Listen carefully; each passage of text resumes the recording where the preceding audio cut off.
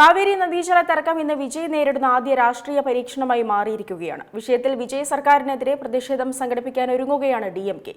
കർഷകരെ അണിനിരത്തിയുള്ള വമ്പൻ പ്രതിഷേധ യോഗമാണ് സജ്ജീകരിച്ചിരിക്കുന്നത്. കാവേരി നദീജല തർക്കം അതിരൂക്ഷമായി തുടരുകയാണ്. ഇപ്പോഴിത് മുഖ്യമന്ത്രിയെ വിജയ് ചുമതലയേറ്റതിനു ശേഷം നേരിടുന്ന ആദ്യ അഗ്നിപരീക്ഷയായി മാറിയെന്ന് വേണമെങ്കിൽ വിലയിരുത്താം. വിഷയത്തിൽ അടിയന്തരമായി സർവകക്ഷി യോഗം വിളിക്കണമെന്നാണ് ഇപ്പോൾ പ്രതിപക്ഷം ആവശ്യപ്പെടുന്നത്. ഇതുമായി ബന്ധപ്പെട്ട് TVK സർക്കാരിനുമേൽ കൂടുതൽ സമ്മർദ്ദവും കടുപ്പിക്കുകയാണ്. എന്നാൽ പ്രതിപക്ഷത്തിന്റേത് രാഷ്ട്രീയമായ പകപോക്കലെന്നാരോപിച്ച് സർക്കാർ ഈ ആവശ്യം തള്ളുന്ന സാഹചര്യമുണ്ട്. പക്ഷേ കാവേരി വിഷയം വലിയ തരത്തിൽ ആളിക്കത്തുകയാണ്. മാത്രമല്ല, മുഖ്യമന്ത്രി വിജയ് രാഷ്ട്രീയമായി പ്രതിരോധത്തിലാകുമോ കാവേരി നദീജല തർക്ക വിഷയത്തിലെന്നാണ് എല്ലാവരും ഉറ്റുനോക്കുന്നത്.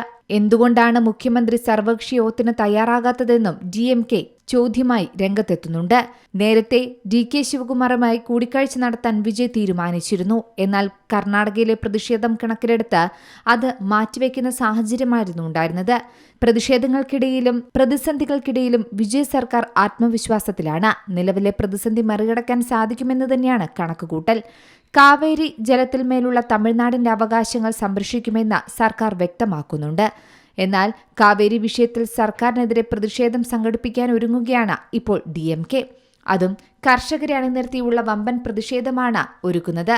ഇതുമായി ബന്ധപ്പെട്ട് തഞ്ചാവൂരിൽ ഉദയനിധി സ്റ്റാലിൻ പ്രതിഷേധ യോഗം ഉദ്ഘാടനം ചെയ്തു. കാവേരി നദീജല തർക്കത്തിൽ തമിഴ്നാട് സുപ്രീം കോടതിയെ സമീപിക്കുന്നുണ്ട്.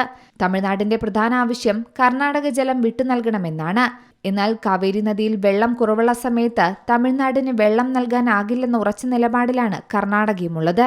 നിലവിൽ കർണാടകയിലേക്ക് ഒരു ചർച്ചയ്ക്കായി വിജയ്ക്ക് അടുത്തൊന്നും പോകാൻ കഴിയില്ല എന്നാണ് പറയുന്നത്. കാരണം വെള്ളം വേണ്ടെന്നു പറയാതെ വിജയനെ ബംഗളൂരിലേക്ക് പോലും വരാൻ സമ്മതിക്കില്ലെന്നും വിമാനത്താവളത്തിൽ തടയുമെന്നാണ് വിവിധ സംഘടനകൾ കർണാടകയിൽ മുന്നറിയിപ്പ് നൽകുന്നത്. News desk C Malayalam news. ഏറ്റവും പുതിയ വാർത്തകളും വിശേഷങ്ങളും വിരൽ തുമ്പിലറിയാൻ സി മലയാളം ന്യൂസ് എല്ലാ ഡിജിറ്റൽ പ്ലാറ്റ്ഫോമുകളിലും ലഭ്യം.